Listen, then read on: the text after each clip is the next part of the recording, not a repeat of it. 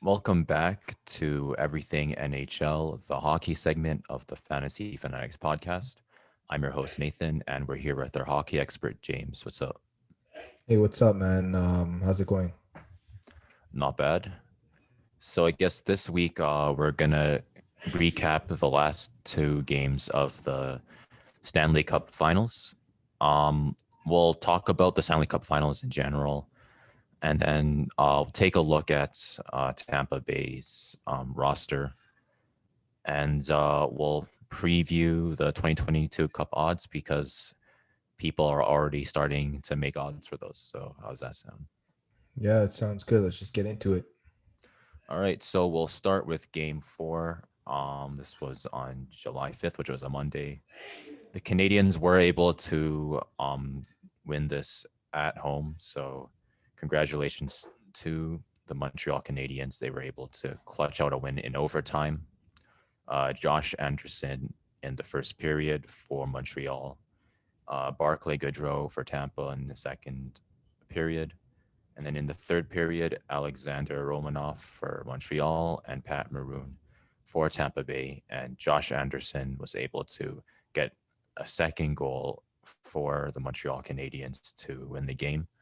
What were your thoughts on them being able to win?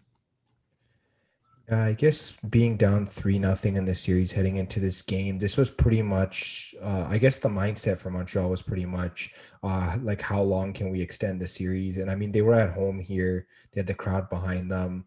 And I feel like that they pretty much came into this game with almost no pressure because, I mean, being down 3-0 to the defending champs, you're probably going to lose at some point. So they came in with no pressure. They just played their game. And I mean, in overtime, they got the break and then they got it done.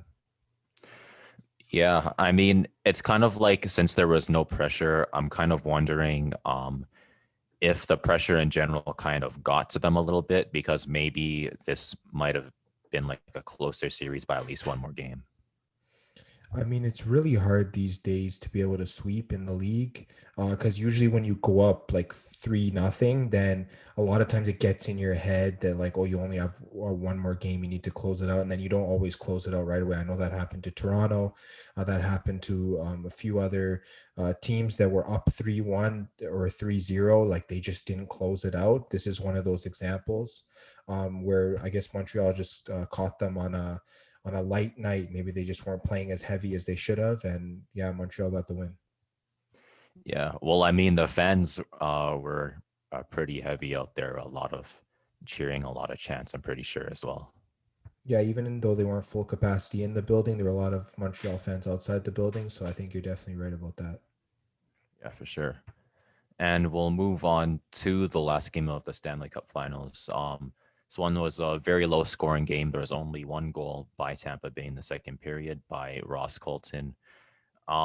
Basically, this was the game that kind of sealed the series for the Lightning, and they're now the official Stanley Cup champions. So congratulations to the Tampa Bay Lightning. They're now a championship city in two sports at the same time. So that's pretty interesting.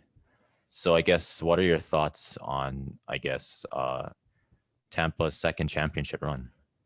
Yeah, I mean, for myself as well, congrats 2021 Stanley Cup champions, Tampa Bay Lightning. This is probably the best game they could have played. They just put one goal in the net, and then they knew that Montreal wasn't going to score on them. They just played solid defense.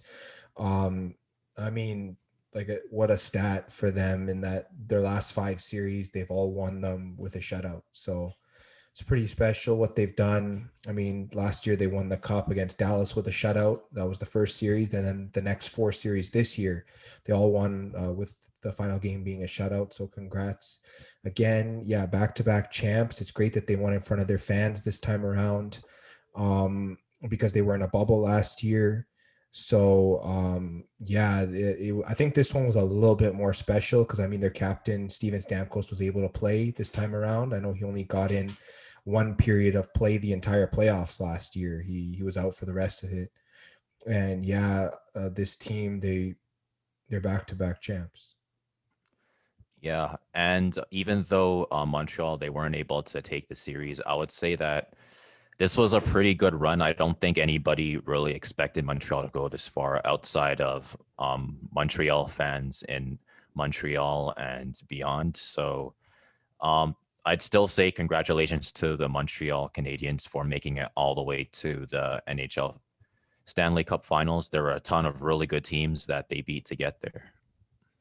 Yeah, I mean, first round against Toronto, we all thought Toronto was gonna pretty much easily get through. It didn't happen. Obviously, in the Winnipeg series, it was a lot closer. Some people took Montreal, some people took Winnipeg, but ultimately Montreal won there. And then when they faced Vegas, everyone thought the run was over there as well.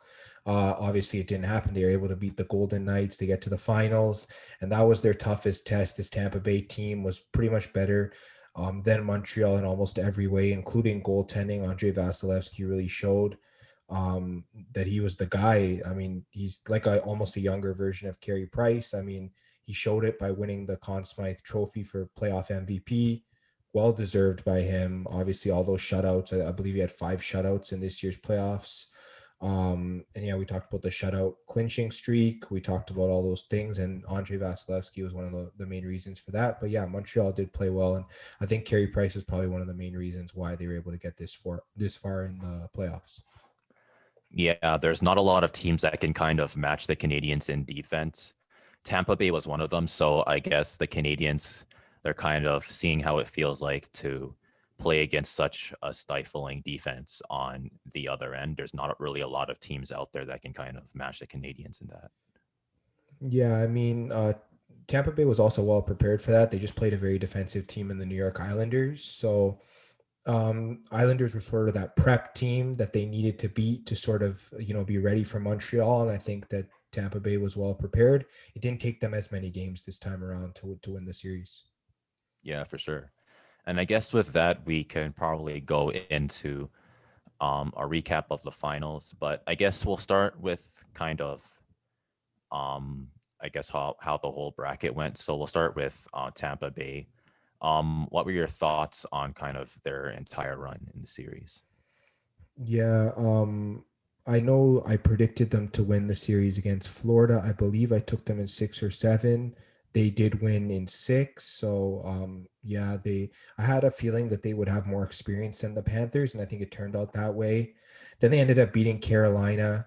I had them beating Carolina, but I believe I had them winning in 7. They won in 5. So I mean, this team really just came out to play in that series. And then I took that momentum into the next series. And I said, oh yeah, they'll win by like 5 or whatever, but it ended up going to 7.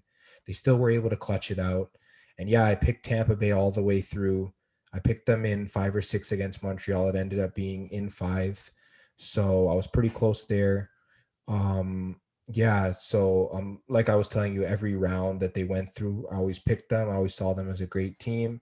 Obviously, in my own personal brackets and stuff, I had them going far. I didn't have them going all the way to the finals, but the way the each round turned out, like all of their opponents, I just assumed that they were better than, and it ended up being the case. Yeah, I mean, just assuming that Tampa is like better than these teams, that kind of talks about how good this roster is because the teams that they beat, they're not bad teams at all. I mean, the Florida Panthers, they're a really good offensive team. Carolina was so consistent the entire season, and Tampa was able to beat them in 5 games. New York was another really defensive team, and they're in a really stacked division, but Tampa was able to beat them as well. Yeah, I mean, that division was very top heavy. Those 3 teams at the top, Tampa was the best out of the 3 between them, Carolina and Florida. So, yeah, they came out of a tough, top heavy division. They beat the New York Islanders, who themselves came out of a tough division, and then they beat Montreal, who beat a lot of tough teams like Toronto and Vegas. So, yeah, they beat worthy opponents, I think. For sure. And I guess we'll move on to Montreal. This was almost kind of a Cinderella story for them. They were basically counted out basically from the first series, and they just kept winning and winning. Unfortunately, they weren't able to win against Tampa Bay. But what are your thoughts on the run? Yeah, we've talked in depth, I think, about the series against Toronto. Like when Toronto went up 3-1, I guess the way that they were playing, like we didn't expect Montreal to even win a game, but then when they won one game, the momentum just kept growing for them and they just kept winning. And then Toronto just couldn't find any answers. And then that's how they were able to come back in the series. Moving to the Jets series, I don't think the Jets really got their footing at all in that series. I feel like them from game one, I think we kind of knew that Montreal was going to win this series. We thought maybe the Jets would, get their footing, but it never really happened. So that's was sort of the story of that series. And then the series against Vegas, I mean, there was just a couple games where they just went Montreal's way, and then Montreal was able to just take that series. Like they played a lot better than we expected, and I guess Vegas just didn't live up to the billing they had when they beat Colorado. So and then going to the finals, I knew that it was going to be a tough road for Montreal. I didn't think they were going to get swept, and it's a good thing that they didn't get swept. They were able to take at least one to make it a decent series. But yeah, I fully expected Tampa Bay to beat them, and then that's what happened. Yeah. And again, this was a fantastic run by Montreal. They really showed how far good goaltending and good defense can get you in this league. And it can get you pretty far, all the way to the Stanley Cup Finals. Um, I think the only problem is, I guess, teams like Tampa Bay or Vegas that can basically match you in any way that they want. It's going to be really tough to beat teams like those in the future. Yeah, I'd probably say if it was a different year, I don't know that Montreal beats Toronto or Vegas, but the thing is, when they got all that momentum, it just helped them push past some of these teams. So I think if we were to do the playoffs over again, I don't think that we'd see some of these upsets. We might see some different upsets, obviously, but um, yeah, this is a special run for Montreal, something that we haven't seen in a while, and probably something that we might not see unless Montreal continues to build their team. Because I don't know how long Carey Price is going to be there. I think they really need to build up their team now, and so that they can use Price while he's like barely in his prime. Because I mean he's in his mid 30s, so I don't know how many years they're going to have left of him. So they better use it wisely. Yeah, I guess there's kind of the it's like sometimes when teams win the Stanley Cup Finals, it's like, okay, we're the best, and then they don't really build their team properly, and the dynasty kind of gets ruined. So they didn't win the Stanley Cup, but this could be a potential, like, oh, we made the Stanley Cup Finals, we're a really good team, which they prove that they are, but at the same time, you don't really want to take any steps back. Yeah, I mean, look at Dallas this year. They went to the finals last year and then they missed the playoffs. I know that they had COVID issues. They had a lot of postponed games. There were a lot of scheduling issues for them. So that could have been a factor. Like they didn't miss by many points, but I mean, the same thing could happen to Montreal next year. I mean, the divisions are moving back to what they were 2 years ago. So they're going to be moving into a division with Tampa Bay, Toronto, Boston, Florida. So, I mean, they got good teams that finished ahead of them in the standings this year. So, they're really going to have to put on a good effort. I mean, Ottawa's, they were playing well at the end of last year. They might be a come up team. Obviously, Buffalo and Detroit are rebuilding, so that sort of rounds out their division. I'm not sure whether Montreal is going to be able to make the playoffs. They're really going to have to, I guess, take steps forward after what happened this year. Yeah, I guess what steps do you think that Montreal can take to kind of both rounds out their team with some good offense and try to make sure that they have someone who can eventually step into the role that Carey Price is playing right now? Yeah, I mean, for goaltending, I think you just got to be patient with that. You still have a few years of Carey Price. And then I guess as for like forwards and defense, you got to just bring the young guys along. We saw what Alex Romanov did this year. For forwards, we saw Suzuki, Caulfield, some of these younger guys step up. Obviously, relying on an older guy like Corey Perry or Eric Stahl to score is not preferable. So, definitely younger guys. Josh Anderson's not too old. Same with Tyler Toffoli. These guys, they got to continue to grow in their roles, maybe add a couple pieces, round out the team. Definitely keep letting the defense get stronger because it did play very well. Then I guess, yeah, just continue to build from there. Bring the young guys along, I think is what they're going to have to do. Yeah, I guess for Montreal, development's going to be a key, I guess, factor for this team. If they get like a couple of good rookies and they develop them properly, we might end up seeing more really deep playoff runs from them. Yeah, I definitely think so. They definitely can move forward after what happened this year. Yeah, for sure. And I guess we'll move on to Tampa Bay's roster. Obviously, they won the Stanley Cup. They're the I think they're the deepest roster in the league, um, and they're pretty much having salary cap, I guess, issues. They were able to kind of stave that off last year because Stamkos was injured, if I remember correctly. So And that allowed them Kucherov, to, both of them. yeah, that Yeah. kind of allowed them to kind of keep the roster that they had, and they ended up having an even deeper roster than they had the year before. So, what are some steps that you think they can kind of take to mitigate kind of the roster shakeup that might happen? Yeah, honestly, I guess as we speak right now, they're 4.5 million over next year's salary cap, which is going to be about 81.5 million. They're around 85 million salary right now. And yeah, they are short one forward, one defenseman, and one goaltender, meaning that they're going to have to shed salary so that they're able to sign extra players. So um, I know we're going to be previewing the expansion draft coming up, so definitely we're going to take a look at maybe who might get taken off this Tampa Bay roster by Seattle. Um, but other than that, I guess just looking at some of these contracts, guys like Kucherov, Stamkos, Braden Point, those are pretty much untouchable guys. And then as you move down from there, you got guys that are at pretty high salaries that are sort of like mid-tier guys that you maybe could get rid of.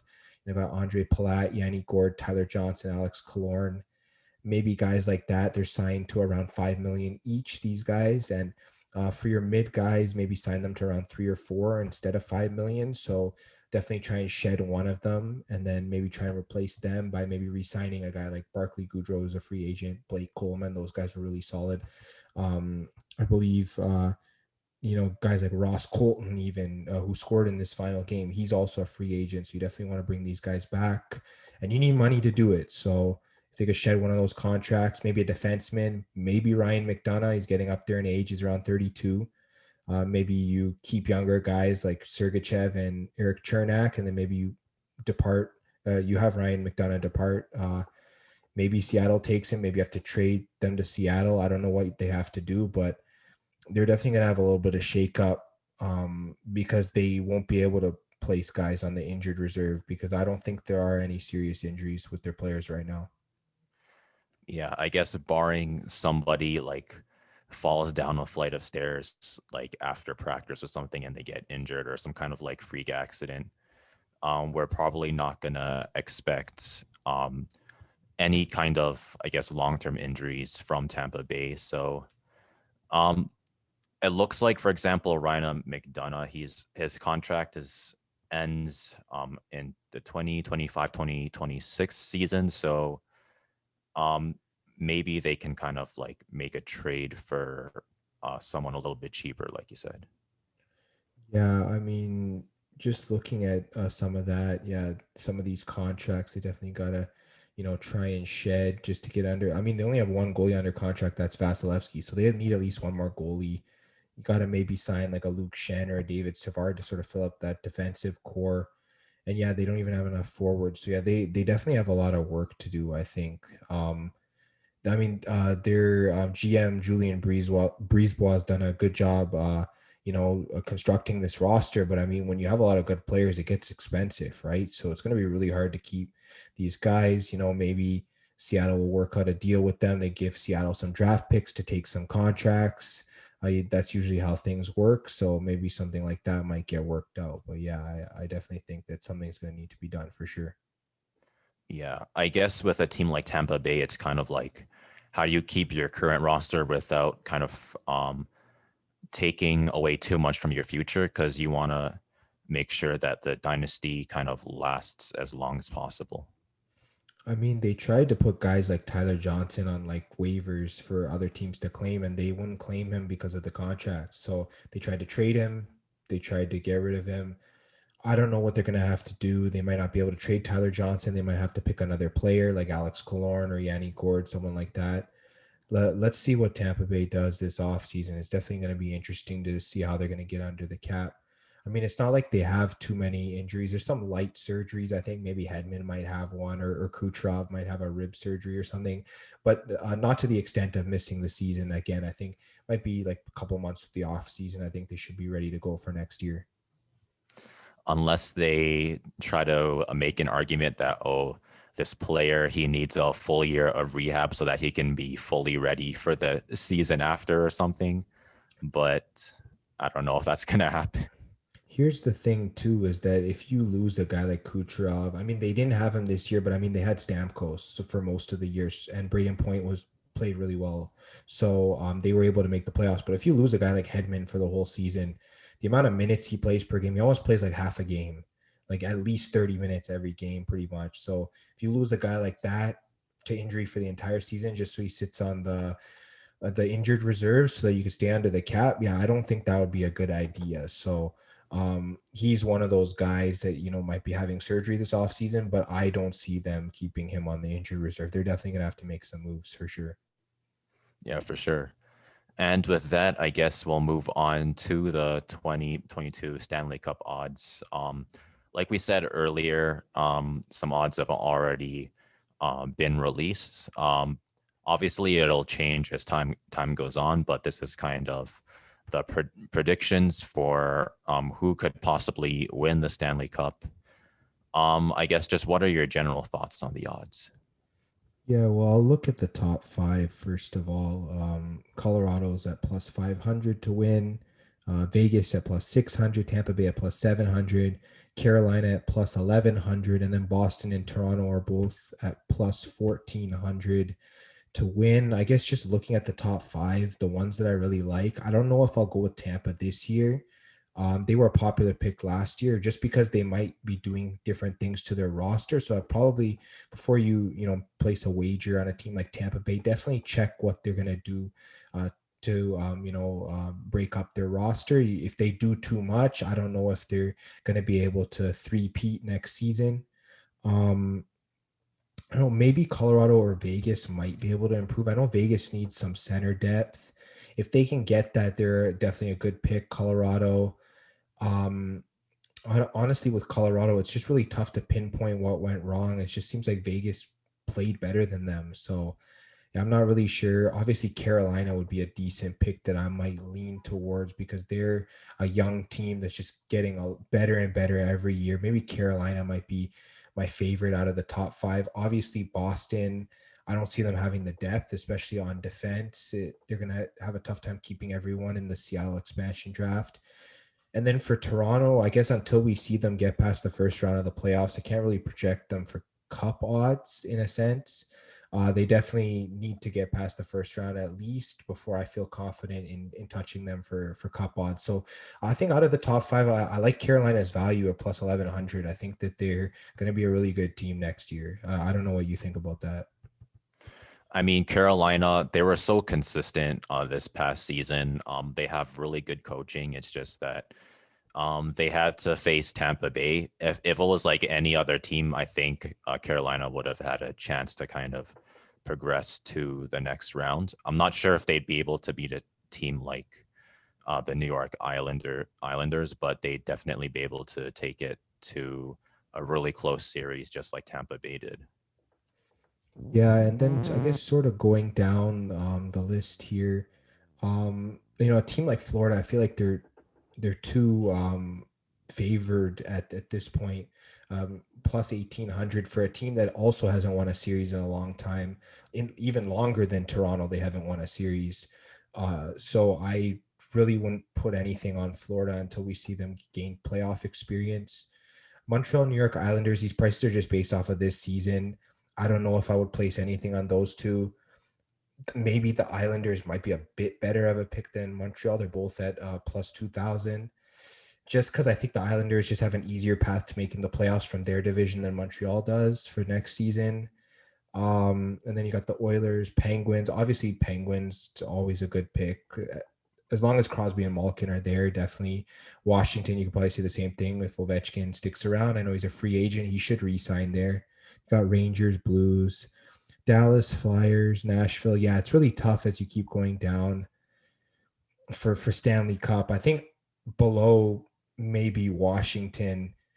I don't know if St. Louis can get back or Dallas right now. Yeah, probably below Washington. I probably wouldn't touch any of these odds just yet. Probably just wait as the season goes along. If you want to sprinkle on someone like the Flyers, if you think they're going to turn it around, maybe Dallas, maybe the Jets. I don't know, but there's teams down here that might be worth a flyer. Obviously, Chicago, they always have good odds because of that Stanley Cup core that they had from around 5 or 6 years ago. So, yeah, even though they aren't as good of a team now, they're always going to have that experience factor. So people wager a little bit on that. But yeah, I don't know what your thoughts are on, I guess, the rest of the board. I guess the only team that's kind of like under Washington that maybe, or the only other team other than what you've mentioned, maybe like the Seattle Kraken, maybe only because it's basically like it's probably not going to happen, but like what if they end up finessing the league like Vegas did and they end up going to the Stanley Cup Finals in their first year or something?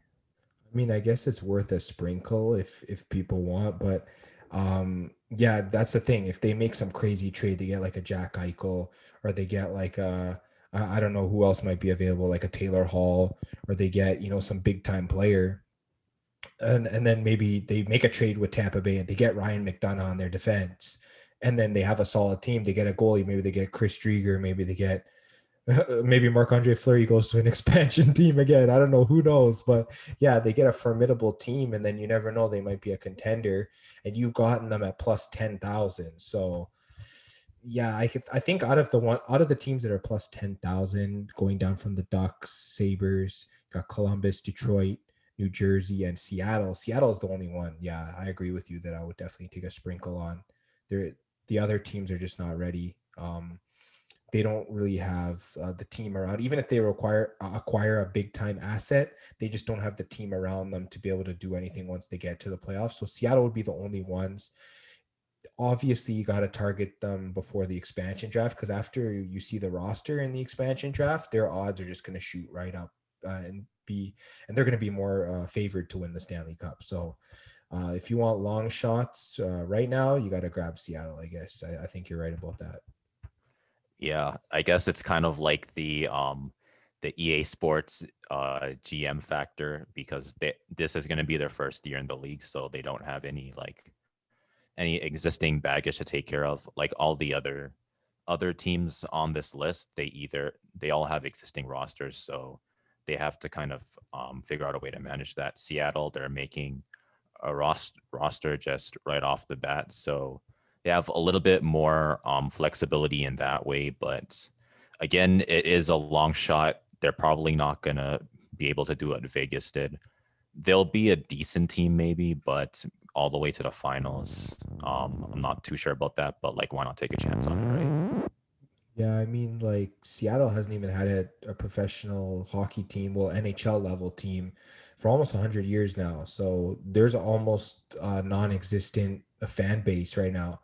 No one can really say, "Well, I was a Seattle Metropolitan fan from the 1920s or whenever they were around." But yeah, so I definitely think, like you said, no baggage, no pressure. Um, like there's going to be no pressure to win. It will usually take an expansion team around 5 years to sort of find their footing in the league. Obviously, it happened quicker for Vegas than it did for previous expansion franchises.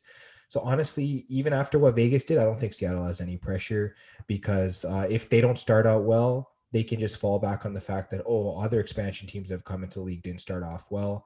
And I really don't see Seattle being as bad as teams like Atlanta were when they came in, Ottawa, Tampa Bay, those kind of teams that really just didn't play well. I think Washington and San Jose were like two of the worst when they came into the league. Like one of them only had 8 wins in the season, like something crazy like that. But yeah, I really just don't see that happening for Seattle. They're either going to be competitive or they will be a playoff team. It's going to be one of those two for sure. Yeah, I guess for being an old Seattle Metropolitan fan, you never really know. There's maybe someone in a retirement home somewhere who's like 110 who used to be a Seattle Metropolitan fan. So if you know someone who was a Seattle Metropolitan fan back in the day, put that in the comments. Yeah, that's hilarious. And yeah, congrats to Seattle on getting a team, and 32 teams in the NHL sounds pretty exciting. Yeah, and I guess that's about it for our schedule. But I guess I just kind of want to talk a little bit more about Tampa Bay. Obviously they won two Stanley Cup. Um, they've won two Stanley Cups, which is really impressive. There's not a lot of repeat teams these days, but I was wondering kind of how do you see their legacy going forward? Yeah, I mean this I guess this core that they have, 2015 they went to the finals and this core was very young. Obviously they lost to Chicago. That was a very experienced core. They were winning their third Stanley Cup in 6 seasons. I guess Tampa Bay learned a lot from that. They progressed, they grew. This team, especially guys like Kucherov. I think that was Kucherov's first season they went to the finals. And then they grew from there. Kucherov, he won MVP. I believe it was in the 2018 season that he won MVP.